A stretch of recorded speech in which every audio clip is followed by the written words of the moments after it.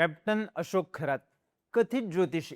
याआधी हा कॅप्टन महाराष्ट्रात चर्चेत आला होता. तो राजकीय नेत्यांच्या भेटींमुळे. मुख्यमंत्री असताना एकनाथ शिंदे त्याला हात दाखवायला गेले. महिला आयोगाच्या अध्यक्ष रुपाली चाकणकर त्याच्या डोक्यावर छत्री घेऊन थांबल्या. त्याचे पाय धुतले. निलेश लंके, राधाकृष्ण विखे पाटील, जयंत पाटील, मिलिंद नार्वेकर त्याच्या भेटीला जातात म्हणून हा कॅप्टन खरात चर्चेत होता. पण आता त्याची चर्चा सुरू आहे ती व्हिडिओमुळे. हा भोंदू बाबा महिलांना केबिनमध्ये बोलवायचा, तिथे त्यांच्यावर अत्याचार करायचा.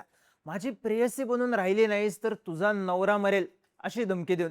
पण खरातचे विकृत कांड बरीच वर्ष सुरू होतं. तरी हे आत्ता समोर आलं कारण ऑफिस बॉयने लावलेली फिल्डिंग. ऑफिस बॉय नीरज जाधवमुळे अशोक खरात कसा अडकला. आधी खरातला धमकी, मग महिलेला ब्लॅकमेल आणि मग एक चूक. या प्रकरणातली हादरवणारी स्टोरी पाहूयात या व्हिडिओमधून. नमस्कार, मी चिन्मय आणि तुम्ही पाहताय बोलभिडू. आता कॅप्टन खरातचं कांड एव्हाना तुम्हाला माहीत झालं असेलच. नसलच तर थोडक्यात सांगतो.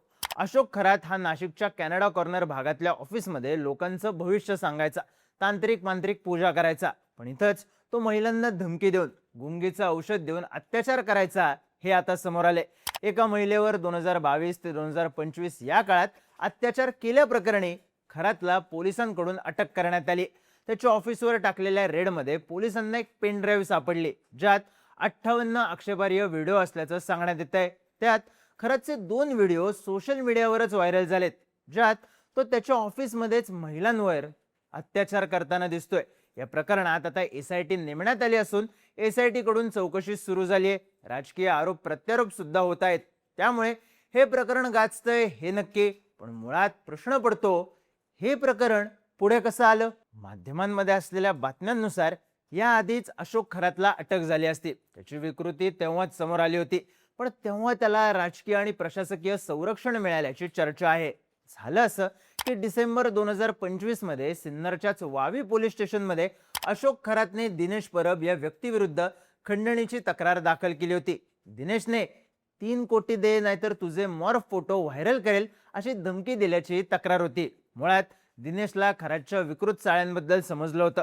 त्याने खरातला हे सगळं थांबवण्यासाठी सांगितलं, पण आपलं बिंग फुटेल म्हणून खरातनेच त्याच्या विरोधात तक्रार दिली. कॅप्टन अशोक खरातचं म्हणणं होतं की दिनेशला अटक करून त्याच्याकडे असलेले फोटो आणि व्हिडिओ ताब्यात घेण्यात यावेत.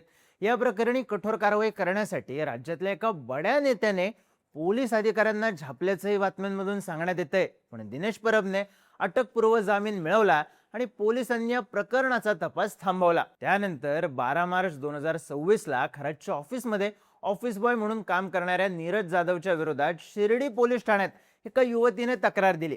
नीरज जाधव आपल्या अश्लील फोटो व्हायरल करत असल्याची धमकी देत आहे अशी ती तक्रार होती. सिन्नरच्या किंवा नाशिकच्या कुठल्याही पोलीस ठाण्यात ही तक्रार दाखल झाली नाही. ती झाली शिर्डीच्या पोलीस ठाण्यात. कारण या पोलीस ठाण्यात कॅप्टन अशोक खरातचा भक्त असलेला पोलीस अधिकारी कार्यरत होता अशी चर्चा आहे. पण नीरज जाधवच्या विरोधात देण्यात आलेली तक्रारच या प्रकरणाचा गेम फिरवणारी ठरली. कारण माध्यमांमध्ये असलेल्या बातमीनुसार 13 मार्च 2026 लाच वावी आणि शिर्डीमध्ये दाखल असलेल्या गुन्ह्यांच्या तपासासाठी वरिष्ठ पातळीवरच्या आदेशाने SIT स्थापन झाली होती आणि इथूनच खरातचे कांड बाहेर यायला सुरुवात झाली. नीरज जाधव हा खरातच्या ऑफिसमध्ये ऑफिस बॉय म्हणून काम करायचा. त्याला एका गोष्टीची माहिती समजली की खरातने आपल्या ऑफिसमध्ये महिलांवर केलेल्या अत्याचाराचे फोटोज आणि व्हिडिओज हे त्याच्या ऑफिसच्या CCTV मध्ये रेकॉर्ड झालेत. नीरजने डिसेंबर महिन्यात हे CCTV फुटेज चोरलं. तो खरातचा विश्वासू असल्यानं आणि त्याला ऑफिसमध्ये सहज ऍक्सेस असल्यानं यात कुठलाच अडथळा आला नाही. त्याने महिलांवर होणाऱ्या अत्याचाराचं हे फुटेज चोरलं आणि ते व्हायरल करण्याची धमकी दिली. कॅप्टन अशोक खरातलाच. नीरज जाधव आणि त्याच्या सहकाऱ्यांनी अशोक खरातला 5 कोटी दे नाहीतर फुटेज व्हायरल करीन अशी धमकी दिली. पण खरातने या धमकीला दाद दिली नाही. उलट त्याने नीरजच्याच विरोधात पोलीस तक्रार दाखल करण्याची धमकी दिली.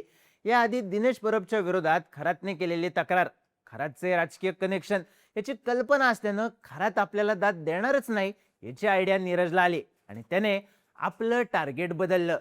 खरातच्या अत्याचाराला बळी पडलेल्या पीडित महिला. नीरज जाधवने सगळ्यात आधी एका 24 वर्षीय विवाहितेला तिचे मॉर्फ केलेले फोटो आणि खरात सोबतचे व्हिडिओ व्हॉट्सअपवर पाठवले. हे फोटो व्हायरल करण्याची धमकी दिली. पण या महिलेने दाद दिली नाही.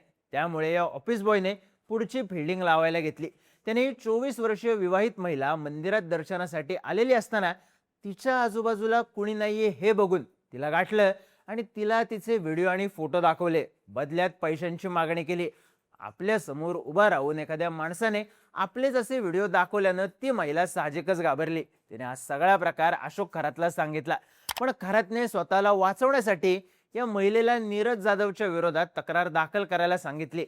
एका बाजूला खरातने न दिलेली दाद आणि दुसऱ्या बाजूला या महिलेनं केलेली तक्रार, यामुळे नीरज जाधवचा प्लॅन फसत होता. त्यावेळी नीरजने पुढचं पाऊल टाकलं. त्याने नाशिकच्या सिडको भागात राहणाऱ्या महिलेचा व्हिडिओ तिच्या मेव्हण्याला पाठवला. इथं आपल्याला पैसे मिळतील अशी आशा त्याला होती. पण या महिलेच्या मेव्हण्याने या महिलेला धीर दिला, तिला विश्वासात घेतलं आणि सरकारवाडा पोलीस स्टेशन गाठलं. त्यातूनच कॅप्टन अशोक खरातच्या विरोधात 3 वर्ष अत्याचार केल्याची तक्रार या महिलेला दिली आणि खरातचा खरा चेहरा पुढे आला. त्याचे राजकीय कनेक्शन स्ट्रॉंग असले तरी यावेळी त्याला उचलण्याचे आदेश थेट वरिष्ठ पातळीवरून आले होते. त्यामुळं पोलिसांनी खरातला अटक करण्यासाठी रीतसर प्लॅनिंग आखलं. त्यांनी 17 मार्चच्या रात्री उशिरा डॉग स्क्वॉड सकट खरातच्या घरात एंट्री मारली. घरात चोर शिरले तसा बनाव रचला. पळून जायचे सगळे रस्ते बंद केले आणि या कथित कॅप्टन अशोक खरातला त्याच्या बेडरूम मधून अटक करण्यात आली. त्यानंतर त्याच्या ऑफिसवर छापा टाकला तेव्हा पोलिसांना एक पेनड्राईव्ह सापडला, ज्यात 58 आक्षेपार्ह व्हिडिओ असल्याचं सांगण्यात येत आहे. त्यात खरातच्या चौकशीत हा व्हिडिओंचा आकडा 100 पेक्षा जास्त असल्याचं समोर आलंय, असं बातम्यांमधून पुढे येत आहे. पोलिसांनी टाकलेल्या छाप्यात 2 लॅपटॉप, सुमारे 8 लाखांची रोकड, एक पिस्तूल, जिवंत काडतुस आणि मालमत्तांची कागदपत्र हाती लागल्याची माहिती बातम्यांमधून देण्यात येते. सध्या खरातशी संबंधित एकूण 3 गुन्ह्यांचा तपास वेगाने सुरू आहे. सरकारवाडा पोलीस ठाण्यात अत्याचार आणि लैंगिक शोषणाचा गुन्हा, वावी पोलीस ठाण्यात खंडणीचा गुन्हा, तर शिर्डी पोलीस ठाण्यात अश्लील फोटो व्हायरल केल्याचा गुन्हा, या 3 गुन्ह्यांचा समावेश आहे. न्यायालयाने खरातला 24 तारखेपर्यंत पोलीस कोठडी सुनावली आहे. पण या सगळ्यात नीरज जाधवने आणखी कोणाला हे फोटो किंवा व्हिडिओ पाठवले होते का? त्याने हे व्हिडिओज विकले होते का? पीडित महिलांवर झालेल्या अत्याचाराचा त्याने बाजार मांडला होता का? असे प्रश्न आता समोर येत आहेत. त्यामुळेच एका बाजूला या प्रकरणाला राजकीय वळण लागलेलं असताना दुसऱ्या बाजूला आधी खरातचे अत्याचार आणि नंतर त्याच अत्याचाराचे व्हिडिओ चोरून 5 कोटी कमवायला बघणाऱ्या नीरज जाधवचं ब्लॅकमेलिंग, याला आणखी किती महिला बळी पडल्यात हा प्रश्न सगळ्या महाराष्ट्राला हादरवणारा आहे.